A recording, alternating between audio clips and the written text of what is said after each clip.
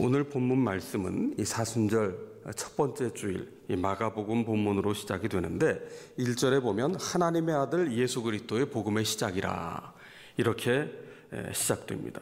이 복음의 시작이 예수 그리스도시다. 이 복음의 주체, 구원의 주체가 그리스도시다. 그렇게 말씀하고 있어요. 이 복음은 기쁜 소식입니다. 그런데 세상에는 기쁨이 없어요. 세상에는 기쁨을 찾는 이들만 가득합니다. 행복이 어디에 있을까? 그 행복을 꿈꾸며 살아가지요. 세상은 어둠과 아픔과 절망으로 가득합니다. 구원의 소식을 갈망하는 것이 우리의 인류의 몸부림입니다.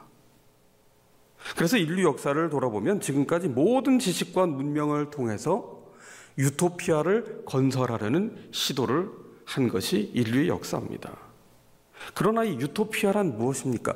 그 단어 자체가 갖고 있는 내용, 지상 어디에도 없는 곳, no place, 그야말로 이상향일 뿐이지요. 성경에서 복음은 좋은 소식을 뜻하고 아름다운 소식을 뜻합니다. 이 복음은 오늘 본문에 의하면 하나님의 아들이신 삼위일체 하나님의 아들이 되시는 성자 예수 그리스도로부터 시작된다고 선포하고 있습니다. 그러니까 복음은 처음부터 하나님께서 친히 계획하시고 준비하신 선물입니다. 하나님의 계획은 무엇인가요? 우리를 죄와 어둠과 죽음의 사슬에서부터 건져내어 우리를 살리시는 것, 구원하시는 것이지요. 그래서 흠 없으신 독생자 예수 그리스도께서 이 땅에 육신을 입고 오셔서 우리를 대신하여, 우리의 죄를 대신하여 십자가를 지시고 죽음에서 부활하신 첫 열매가 되셨습니다. 성경은 말씀합니다. 복음 그 자체이신 예수님이 바로 그리스도다, 메시아시다. 그분이 우리를 구원하시고 그분이 통치자가 되신다. 오늘 본문 14절 이하에 이렇게 말씀하십니다. 요한이 잡힌 후 예수께서 갈릴리에 오셔서 하나님의 복음을 전파하셨다. 예수님께서 갈릴리 공생의 사역을 시작하시며 무엇을 하셨느냐 하면 하나님의 복음을 전파하셨어요. 그 내용이 무엇입니까? 15절을 보십시오. 15절 이르시되 때가 찼고 하나님의 나라가 가까이 왔으니 회개하고 복음을 믿으라 하시더라. 하나님의 나라가 가까웠다. 하나님의 통치하심이, 하나님의 다스리심이 가까웠다. 그러니 회개하고 복음을 믿으라. 회개하라는 거예요.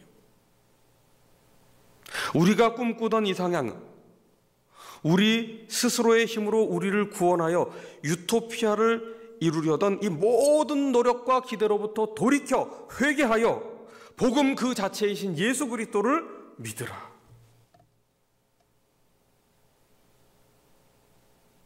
당시 사회는 로마가 지배하던 사회입니다. 로마의 아우구스투스 황제를 기리는 기념비에 보면 이런 글이 있습니다. 그를 통해 전쟁이 그쳤으며 온 세상의 질서가 생겨나게 되었다.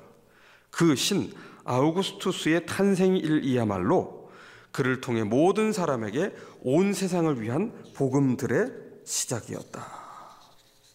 당시 로마는 아우구스투스를 왕이 아닌 황제로, 심지어 신으로 격상을 시켜서 숭배의 대상으로 여기기까지 했습니다. 그래서 황제인 아우구스투스는 신, 곧 주가 되었지요. 그래서 아우구스투스의 생일을 기리며 그것은 단지 왕의 출생이 아니라 복음들의 시작이라고까지 표현을 하고 있습니다. 그러나 성경은 복음들이 아닌 복음이라는 단수로 표현하고 있어요. 세상의 황제가 복음이 될 수 있는 것이 아니라 오직 예수 그리스도 한 분만이, 하나님의 아들 한 분만이, 독생 성자 한 분만이 유일하신 복음이요 구원자요 통치자라는 뜻입니다. 그래서 예수님께서는 요한복음에서 내가 곧 길이요 진리요 생명이다. 유일한 길이고 유일한 진리이고 구원에 이르는 유일한 생명이다 말씀해 주신 것이지. 메시아이신 예수 그리스도의 복음, 이것은 이미 로마의 황제 아우구스투스가 탄생하기 훨씬 이전인 선지자 이사야를 통해서 선포되었습니다. 하나님이 왕으로 통치자로 이 땅에 오시는 것을 이사야 52장을 통해서 좋은 소식이라고, 아름다운 소식이라고, 복음이라고, 유일한 복음이라고 선포하고 있습니다. 이사야 52장 7절을 보시면 좋은 소식을 전하며 평화를 공포하며 복된 좋은 소식을 가져오며 구원을 공포하며 시온을 향하여 이르기를 네 하나님이 통치하신다 하는 자의 산을 넘는 발이 어찌 그리 아름다운가. 이게 복음입니다. 하나님께서 친히 계획하시고 친히 이루시는 유일한 복음, 어느 누가 대신하거나 황제조차도 흉내낼 수 없는 복음, 오직 그리스도를 통해서 이루어내신 복음입니다. 세상 황제는, 아우구스투스는 자신을 스스로 복음이라고 선포하며 권력으로, 돈으로, 힘으로 백성 위에 군림을 하려고 합니다. 그러나 진정 복음으로, 유일하신 복음으로 이 땅의 구원자로 통치자로 오신 예수 그리스도, 그분은 자신의 온 생명을 다 바치시기까지 죄로 인해 죽을 수밖에 없는 우리를 살리시기 위해 친히 십자가에서 보혈을 흘리신 분이십니다.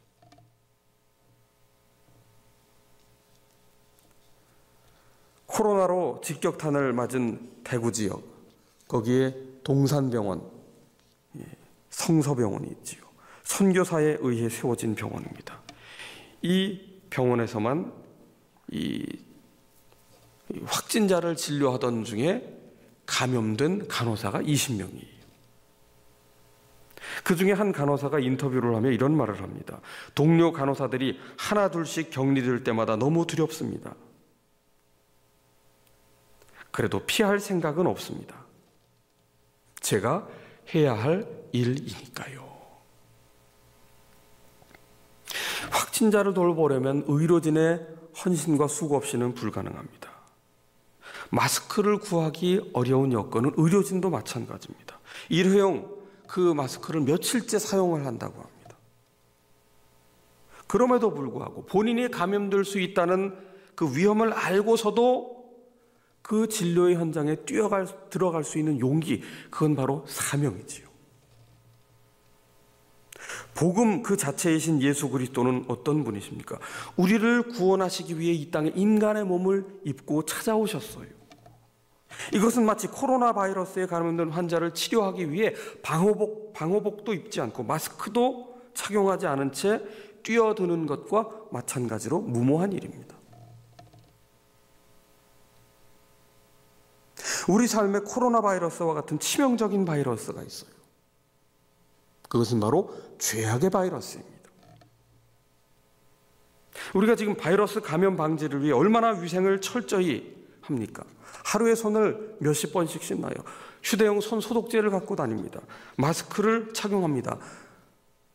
기사를 보니까 엘리베이터 안에서 마스크를 착용하지 않은 사람이 재채기를 한 것 때문에 싸움이 나서 경찰서까지 갔다는 그런 기사까지 나왔어요. 이제는 친숙한 사람들 간에도 이 가까이 있고 서로 말하는 게 불편해지는 그런 때입니다. 자가 격리를 해야 되는 때입니다. 최대한 사람 만나는 일을 회피하고 많은 사람 모이는 곳에 가지 않습니다. 바이러스로부터 보호하기 위함이죠. 우리가 지금 영상으로 예배를 드립니다. 주일에 교회에서 모여 예배를 드릴 수 없는, 교회를 폐쇄한 그 이유 때문이지. 우리 한국교회는 짧은 선교의 역사지만 일제강점기에도 6.25 동란 중에도 교회는 문을 닫지 않았습니다. 핍박 중에도 성도는 신앙을 지켰어요. 심지어 해방 이후에 단지 신앙 하나 지키기 위해 공산당의 박해를 피해 모든 재산을 저 이북에 버려두고 삼판선을 넘어 월남한 수많은 실향민들이 있었어요. 단지 신앙 하나 때문에. 그럼에도 우리가 지금 교회를 폐쇄했습니다. 어떤 핍박이 없는 가운데서도 폐쇄했어요.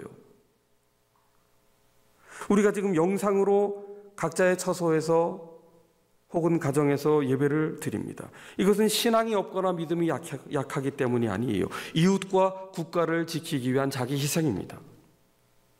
영암교회가 교회를 폐쇄할 수밖에 없는 이유는 단 하나예요. 생명을 보호하기 위함입니다. 국민의 생명을 보호하는 것은 하나님의 자녀로서 마땅한 일이기 때문입니다. 더욱이 오늘은 사순절 첫 번째 주일입니다. 우리를 죽음에서 구원하기 위해 십자가를 지신 예수님의 사랑을 실천하는 작은 일에 참여하고 있는 것이죠. 교회는 본디 교회만을 위해 존재하는 곳이 아닙니다. 교회는 이웃과 세상을 살리기 위해 존재하는 곳입니다. 전염병이 지역으로 확산되는 상황에 예배를 포기하는 것은 믿음을 저버리는 일이 될 수 없습니다. 공공성을 지닌 교회로서 마땅히 행해야 할 일입니다. 오히려 이러한 기회에 가정과 일상에서 우리가 살아가는 삶의 현장에서 그동안 소홀했던 예배의 자리를 견고하게 세워가는 기회로 삼으시기 바랍니다. 매일 성경을 묵상하십시다. 성경을 조금씩 통독하십시다. 마가복음을 통독할 수도 있고요, 신약 전부를 통독할 수도 있습니다. 그리고 기도의 엎드림이 회복되는 시간이 되기를 바랍니다. 우리의 가정과 일터와 이웃을 위해, 그리고 나아가서 대한민국을 위해, 코로나로 신음하는 온 세상이 치유되고 코로나가 종식되기 위해. 여러분, 매일 5분을 묵상하십시다. 그리고 5분을 성경을 통독하십시다. 그리고 5분간 기도하십시다. 우리와 이 세상이 다시 회복되기 위하여, 우리의 내면에 황폐화된 영적 터전이 다시 옥토로 가꾸어지기 위해, 우리의 영혼이 성장하기 위해 다시 한번 흩어진 우리의 일상의 자리에서 예배의 끈을 붙잡고 말씀으로 기도로 엎드리는 우리 모두가 되기를 바랍니다. 자, 이렇게 우리는 바이러스에 감염되지 않기 위해 개인 위생에 주의할 뿐 아니라 교회 폐쇄라는 특단의 조치까지 취했습니다. 그렇다면 우리는 죄악의 바이러스에 감염되지 않기 위해서 영적인 위생을 위해서는 얼마나 철저했는가? 죄악의 바이러스도 전염이 됩니다. 아담과 하와를 보세요. 혼자서는 죄를 짓지 않았는데 두 사람이 죄를 모의하자 안심하고 선악과를 먹었습니다. 바벨탑을 쌓을 때는 수많은 사람들이 죄에 의기투합을 했기 때문에 그것이 죄인 줄 몰랐습니다. 여러분, 죄악의 바이러스가 지닌 치사율은 얼마나 될까요? 죄악의 바이러스가 지닌 치사율은 100%입니다. 죄악은 항상 달콤한 유혹으로 우리를 속입니다. 하지만 죄악의 미끼를 무는 순간 우리는 반드시 죽습니다. 죄의 삭은 사망입니다. 한 번 죽는 것은 하나님이 정하신 것이요 그 후에는 심판이 있으리니 라고 말씀하셨습니다. 제가 아는 타교단의 교회에 출석하는 분이 오랜만에 만난 자리에서 이런 말씀을 하시더군요. 한 번 죽는 것은 하나님의 정하신 것이요 그 후에는 보험이 있으리니. 이분이 보험업계에 계신 분이라서 이 말씀을 하시던데, 여러분, 건강을 위해서, 생명을 지키기 위해서, 재산을 지키기 위해서 우리는 각종 보험에 가입합니다. 자녀를 위해서도 보험에 가입합니다. 그런데 보장률 100%의 진정한 생명보험이 있어요. 그것은 뭐냐? 예수 그리스도의 십자가와 부활의 복음입니다. 그럼에도 오늘 우리가 이 복음을 제대로 누리지 못하고 있어요. 이 복음을 받았음에도 기뻐하지를 못해요. 복음을 제대로 누리지 못한 걸림돌 중에 하나는 우리 자신의 부족한 것에만 집착하는 모습 때문입니다. 다시 말해서 완벽주의 경향 때문이에요. 우리가 완벽주의라는 덫에 걸려들면 하나님께서 시작해 주신 이 예수 그리스도의 복음, 이 선물을 우리가 제대로 누리지 못하게 됩니다. 여러분, 세상에 존재하지 않는 것 하나가 뭐냐 하면 완벽이에요. 완벽. 완벽이란 창조주이신 전능하신 하나님께만 해당되는 속성입니다. 피조물인 우리에게는 이 완벽이라는 것이 절대 적용이 될 수가 없어요. 우리는 부족한 존재이기 때문입니다. 성실하지 말라는 뜻이 아니에요. 우리가 아무리 최선을 다해 살아간다고 해도요, 나라는 이 존재는, 피조물인 존재는 결점투성이이고 실수할 수밖에 없고 삶의 짐을 지며 한숨 지으며 살아갈 수밖에 없는, 내일을 근심하며 살아갈 수밖에 없는 시공간의 지배를 받는 부족한 사람이라는 거지요. 그럼에도 우리는 이 완벽주의가 우리에게 강요한 잘못된 신념 속에 살아가고 있어요. 하나님의 사랑을 받는 사람이라면, 또 하나님을 사랑하는 사람이라면 삶 속에 어떠한 어려움도 있어서도 안 되는 전제를 품고 살아갑니다. 내 삶은 완벽해야 되는데, 내 삶은 이상적이어야 되는데, 살아가다가 어려움을 만나면 절망하는 거예요. 내 삶에 이런 일이 있어서는 안 된다는 겁니다. 게다가 정죄까지 합니다. 지금의 어려움은 하나님이 나를 정죄하셨기 때문이다. 그런 의식을 갖고 자책을 하는 거예요. 예수 그리스도의 복음으로부터 시작된 하나님의 사랑이 무엇인가? 오늘 우리는 이 사순절 첫째 주일에 복음에 대한 이해를 다시 새롭게 할 필요가 있습니다. 우리의 삶에 지금 부족한 부분이 있어요. 내 마음에서도 용납되지 않는 모난 부분이 내 속에 분명히 있습니다. 그럼에도 불구하고 하나님은 어떤 분이십니까? 우리를 있는 모습 그대로 받아주시는 분이세요. 하나님이 예수 그리스도를 통하여 받아주셨으니 우리도 하나님께서 우리를 받으심처럼 나 자신을 용납하기로 결단하는 것, 그게 바로 믿음입니다. 하나님께서는 예수 그리스도 그 독생자를 십자가에 내어주심으로 우리를 죄와 허물이 있음에도 불구하고 받아주셨어요. 구원하셨습니다. 자녀를 삼아주셨습니다. 그럼에도 우리는 여전히 완벽주의라는 그 덫에 빠져서 잘못된 전제 조건으로 접근을 하고 있어요. 내 마음속에는 미운 사람이 한 사람도 있으면 안 된다. 내 마음속에는 짐이 되는 사람이 한 사람도 있어서는 안 된다. 내게는 마음에 들지 않는 사람이 있어서는 안 된다. 내 인생의 진로에는 걸림돌이나 장애물이 있어서는 안 된다. 나는 살아가는 동안 절대 실패하는 일이 있어서는 안 되고, 내 삶에 결점이 있어서는 안 되고, 내 삶에 어떤 실수도 있어서는 안 되고, 불합격하면 안 되고, 승승장구해야 되고, 직장에서는 승진만 해야 되고, 사업은 대박만 나야 된다. 우리 자녀들의 길은 대로처럼 열리기만 해야 된다. 여러분, 이러한 전제 조건 자체가 교만이고 불신앙이고, 이런 일은 우리 인생에 없습니다. 나에게는 절대 실패도 한 번 없어야 되고, 누군가에게 비난받는 일도 있어서는 안 되고, 섭섭한 마음도 내 속에는 생겨서도 안 되고, 분노라는 감정도 있어서는 안 되고, 열등감도 없어야 되고, 절망도 없어야 된다. 그러면서 자신을 들들 볶아댑니다. 삶의 어디에도 구원자여 통치자 되시는 하나님께서 개입할 여지를 열어놓지 않아요. 자신에게 너그럽지 못하도 남들에게도 너그럽지 못합니다. 거기 어디 은혜가 들어갈 틈이 있어요? 거기 언제 복음이 깃들 자리가 있습니까? 여러분, 예수 그리스도의 복음에 담긴 하나님의 사랑이 무엇인가요? 나의 모자람에도 불구하고, 내 삶을 짓누르는 무거운 근심과 짐에도 불구하고, 나의 부족하디 부족한 허물과 결점에도 불구하고 거기에 더 이상 집착하지 않기로 결단하는 것, 더 이상 내 문제가 아닌 나를 구원하시는 주님께로 시선의 초점을 옮기는 것, 삶의 주인이시오 통치자이시오 구원자 되시는 하나님께 시선을 옮기기로 결단하는 것. 그래서 나를 받아주시고 용서하시고 구원하시는 그 하나님의 긍휼하신 사랑, 십자가에 담긴 사랑을 나의 온 인격으로 받아들이며 감사로 고백하는 것, 그것이 복음을 누리는 길이요 믿음으로 반응하는 것 아니겠습니까? 여전히 허물 많은 죄인이지만, 여전히 자주 넘어지지만 하나님께서 그 사랑으로 나를 품어주시기에, 그래서 오늘도 천부여 의지 없어서 손들고 옵니다, 이렇게 고백하는 사람이 바로 예수 그리스도, 복음이신 예수 그리스도를 믿는 하나님의 자녀입니다.